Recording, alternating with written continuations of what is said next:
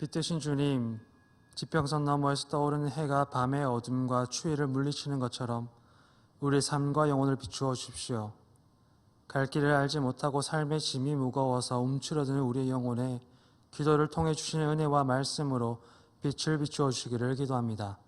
이 시간 우리와 함께하여 주옵소서. 예수님의 이름으로 기도합니다. 아멘. 다 함께 찬송가 84장 통일 찬송가는 96장으로 찬양하시겠습니다.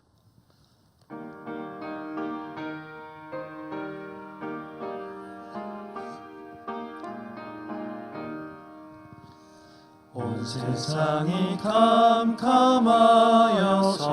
참 빛이 없었더니 그 빛나는 영광 나타나 온 세상 빛이었네.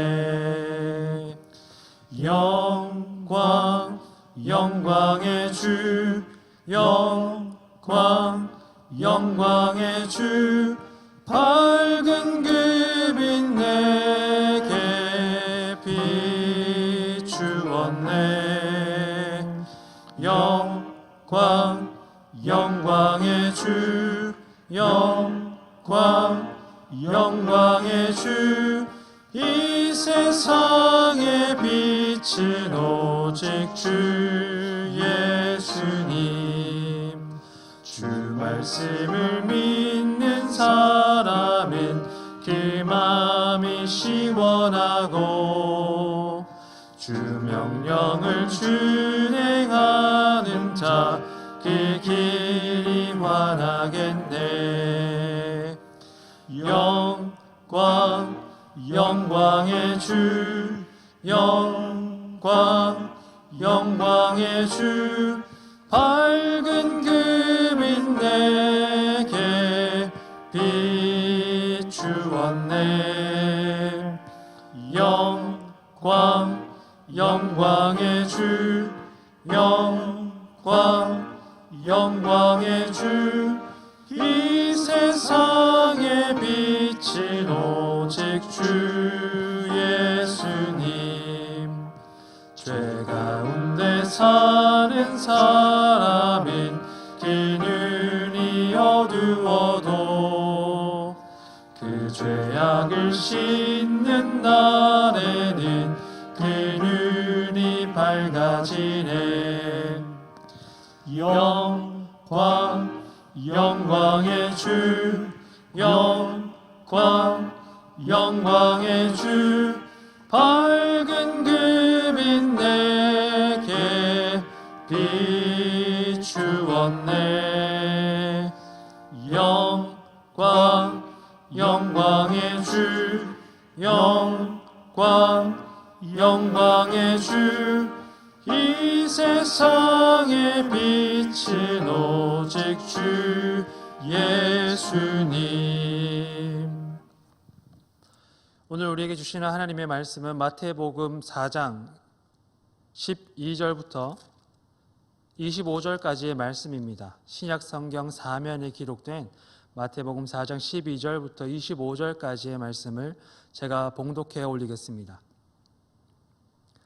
예수께서 요한이 잡혔음을 들으시고 갈릴리로 물러나셨다가 나사렛을 떠나 스불론과 납달리 지경 해변에 있는 가버나움에 가서 사시니 이는 선지자 이사야를 통하여 하신 말씀을 이루려 하심이라. 일러스되 스불론 땅과 납달리 땅과 요단강 저편 해변길과 이방의 갈릴리여, 흑암에 앉은 백성이 큰 빛을 보았고 사망의 땅과 그늘에 앉은 자들에게 빛이 비추었도다 하였느니라. 이때부터 예수께서 비로소 전파하여 이르시되 회개하라, 천국이 가까이 왔느니라 하시더라. 갈릴리 해변에 다니시다가 두 형제 곧 베드로라 하는 시몬과 그의 형제 안드레가 바다에 그물 던지는 것을 보시니 그들은 어부라. 말씀하시되 나를 따라오라, 내가 너희를 사람을 낚는 어부가 되게 하리라 하시니 그들이 곧 그물을 버려두고 예수를 따르니라. 거기서 더 가시다가 다른 형제 곧 세베대의 아들 야고보와 그의 형제 요한이 그의 아버지 세베대와 함께 배에서 그물 깁는 것을 보시고 부르시니 그들이 곧 배와 아버지를 버려두고 예수를 따르니라. 예수께서 온 갈릴리에 두루 다니사 그들의 회당에서 가르치시며 천국 복음을 전파하시며 백성 중에 모든 병과 모든 약한 것을 고치시니 그의 소문이 곧 온 수리아에 퍼진지라. 사람들이 모든 앓는 자 곧 각종 병에 걸려서 고통당하는 자, 귀신 들린 자, 간질하는 자, 중풍병자를 데려오니 그들을 고치시더라.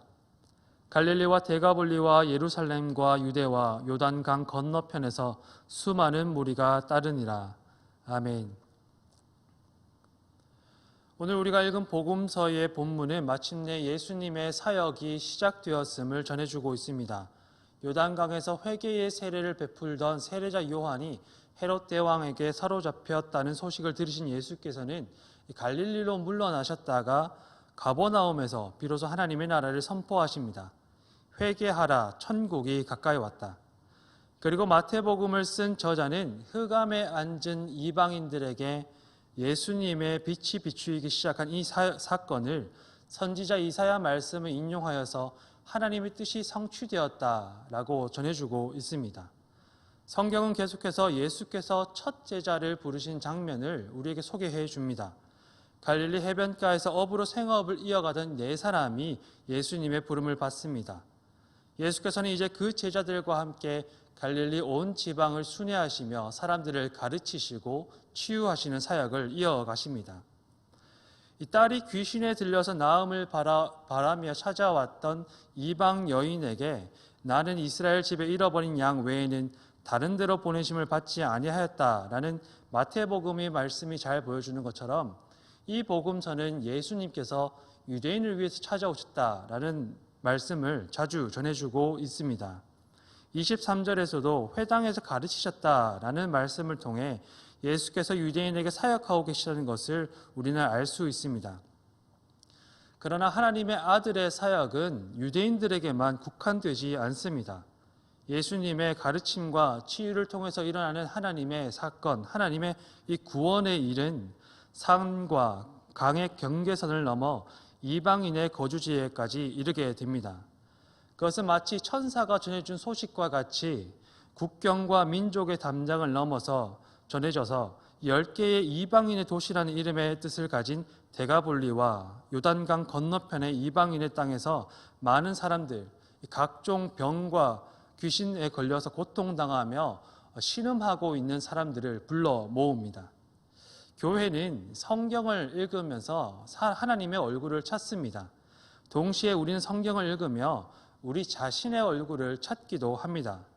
때로 우리는 복음서를 읽으며 예수님의 꾸중을 듣는 바리새인이 되어 자신의 죄를 회개하기도 하고 은혜와 도움을 바라는 중풍병자와 혈루병 여인이 되어 하나님을 찾기도 합니다. 성경은 창문처럼 하나님의 얼굴을 비추어 줄 뿐만 아니라 때로는 거울처럼 우리의 얼굴을 비추어 주기도 합니다. 이 마태복음을 처음 받아들였던 사람들, 이 예배에서 마태복음을 낭독하며 예수님의 얼굴을 찾았던 사람들은 이 말씀에 어디에서 자신의 얼굴들을 찾았을까요? 학자들은 마태복음에 남겨진 흔적을 쫓아볼 때 아마 이 마태 공동체들은 다른 초대교회 공동체에 비해서 다소 부유한 공동체였을 것이다 라고 추정합니다. 여러 가지 흔적들이 있지만 하나의 예를 들어보자면 네 복음서 중에서 유일하게 이 달란트라는 단위가 화폐의 단위로 사용된다는 점을 꼽을 수 있을 것입니다. 유대인 혹은 유대인 신앙을 가진 경건한 이방인이 중심이 되었던 이 경제적으로 부유했던 마태 공동체, 이들이 아마도 앞부분에 나와 있던 흑암에 앉은 백성들, 이방인의 땅에 앉아 있던 백성들로부터 자신의 얼굴을 찾지는 않았을 것 같습니다. 그렇다고 해서 이 뒷부분에 나오는 온 수리아에 퍼져서 예수님을 찾아왔던 앓는 사람들, 병든 사람들, 가난한 사람들에게서도 자신들의 얼굴을 찾았을 것 같지는 않습니다. 아마도 이 마태의 공동체는 자신들의 얼굴을 이 충직한 제자들, 갈릴리에서 생업을 이어가다가 예수님의 부름을 받은 이 제자들에게서 찾지 않았을까 하는 생각을 하게 됩니다. 마태복음의 저자는 예수님의 제자된 마태 공동체를 생각하면서 예수님의 이야기를 계속해서 전해주고 있습니다. 예수께서는 제자를 부르신 곳에 그들과 머무시는 대신에 나를 따라오라 라고 말씀하신 부름에 예수님을 따라 나선 그 교회 공동체를 데리고서 예수께서는 병든 자들을 향해서 나아가고 계십니다. 예수께서 제자들과 함께 당도하신 곳은 모든 병과 모든 약한 것으로 고통받으며 각종 병에 걸려 고통당하며 귀신 들리고 관절로 고통받으며 중풍병자들로 이루어진 곳으로 찾아가신 것이었습니다. 그것은 사람들이 생각하는 유대인과 이방인의 이 정함과 부정함의 담벼락이 허물어지고 하나님의 은혜가 필요한 사람들이 모인 자리였습니다. 갈릴리와 데가볼리와 예루살렘과 유대에서 정함과 부정함과 상관없이 예수님의 도움이 필요했던 사람들, 긍휼과 자비가 필요한 사람들이 모인 자리, 그것이 바로 예수께서 제자들과 함께 머물렀던 자리입니다. 흑암에 앉은 백성들이 있는 자리, 사망의 땅과 그늘에 앉은 자들이 있는 자리, 그곳으로 가신 예수님을 따라서 제자들이 도착하였던 것입니다. 이 본문을 깊게 읽고 묵상하던 마태 공동체는 어쩌면 깜짝 놀라지 않았을까 싶습니다. 마태복음의 저자를 통해 비추어진 예수님의 시선은 교회 공동체의 시선 바깥에 있는 곳으로 인도하기 때문입니다. 예수님은 마태 공동체처럼 부요하고 안정된 자리를 떠나서 흑암에 머물러 있는 사람들이 있는 곳으로 떠나가십니다. 각종 병에 걸려 고통하는 신음이 가득 찬 곳으로 가십니다. 하나님을 알지 못하는 이방인의 땅으로 하나님의 긍휼과 자비가 필요한 곳으로 찾아가십니다. 예수께서는 분명히 마태 공동체를 위해서 오셨습니다. 예수께서는 교회 공동체를 위해서 찾아오셨습니다. 갈릴리 해변가에서 그물을 던지던 4명의 어부를 위해서 예수께서는 분명히 찾아가셨지만 예수께서는 그들과만 그곳에만 머물러 계시지는 않습니다. 마태 공동체, 이 교회 공동체 4명의 어부를 위해 오신 예수께서는 나를 따르라는 말로 이제 당신과 함께 갈 곳으로, 당신께서 시선을 두신 곳으로, 하나님께서 뜻하신 곳으로 교회 공동체를 인도하고 계십니다. 그래서 본문을 읽던 마태 공동체는 놀랄 수밖에 없었을 것입니다. 우리를 부르신 예수님께서 우리가 기대하는 것과는 전혀 다른 곳으로 인도하고 계시기 때문입니다. 하나님께서는 우리를 위해서 하나님의 아들을 보내셨습니다. 그러나 우리를 위하여 오신 예수와 함께하는 것은 다만 우리가 소망하고 바라는 것에 머물러 있음을 뜻하지는 않습니다. 예수께서는 우리의 시야를 넓히시고 하나님께서 시선을 두고 계신 곳을 바라보게 하시며 높은 곳보다 낮은 곳으로, 밝은 곳보다 그늘진 곳으로 우리와 함께 가기를 원하십니다. 우리가 그랬던 것처럼 그곳에 여전히 하나님의 긍휼이 필요한 사람들이 있기 때문입니다. 사망의 땅과 그늘에 앉은 삶이 된 우리의 기도에 하나님께서는 응답하십니다. 온 수리아 지역에서 예수님의 소문을 듣고 찾아온 사람처럼 은혜를 구하는 우리의 갈급함을 하나님께서는 선한 마음으로 채우십니다. 그러나 오늘 같은 말씀을 나누고 기도하는 성도님들께 하나님의 시선을 구하는 기도가 함께하기를 또한 소망합니다. 주님께서 우리를 부르셔서 우리와 함께 가고자 하시는 곳, 당신의 제자들과 함께 가기를 원하시는 그 수많은 무리가 있는 곳이 어디인지를 구하며 그 자리에서 주님의 마음을 시원하게 해드리는 삶의 고백이 함께 하시는 복된 삶이 되실 수 있기를 주님의 이름으로 축원합니다. 함께 기도하시겠습니다. 하나님, 우리에게 주님의 뜻을 가르쳐 주십시오. 주님의 시선을 배우게 도와주십시오. 주님께서 계시는 곳에 우리가 함께하게 인도하여 주십시오. 나를 따르라고 말씀하시는 주님과 함께 걸어갈 수 있도록 도와주십시오. 내 뜻대로 내가 바라보는 곳을 향해 주님을 끌고 가는 것이 아니라 하나님의 뜻대로 주님께서 바라보시는 곳에 인도되는 삶이 될 수 있도록 은혜 베풀어 주십시오. 주님과 함께하는 그곳이 바로 하늘나라라는 믿음의 고백이 우리 마음속에도 울릴 수 있도록 믿음을 더해 주시고 오늘 하루 성도님들의 삶이 바로 그 하늘의 나라와 같이 될 수 있도록 인도하여 주십시오. 예수님의 이름으로 기도합니다. 아멘. 하늘에 계신 우리 아버지, 아버지의 이름을 거룩하게 하시며 아버지의 나라가 오게 하시며 아버지의 뜻이 하늘에서와 같이 땅에서도 이루어지게 하소서. 오늘 우리에게 일용할 양식을 주시고 우리가 우리에게 잘못한 사람을 용서하여 준 것 같이 우리 죄를 용서하여 주시고 우리를 시험에 빠지지 않게 하시고 악에서 구하소서. 나라와 권능과 영광이 영원히 아버지의 것입니다. 아멘. 이 시간 함께 기도하실 때 우리가 교회가 되어서 함께 기도하는 5가지의 기도 제목들로 먼저 기도하여 주십시오. 코로나를 위해서, 세계 선교를 위해서, 또한 이 예천 지역을 위해서 기도하여 주시고 환우들과 교우들의 어려움을 위해서 중보 기도해 주시고 교회 회복을 위해서 함께 기도하여 주십시오. 그런 후에 개인 기도의 제목들로 계속해서 기도하시겠습니다. 함께 기도하시겠습니다.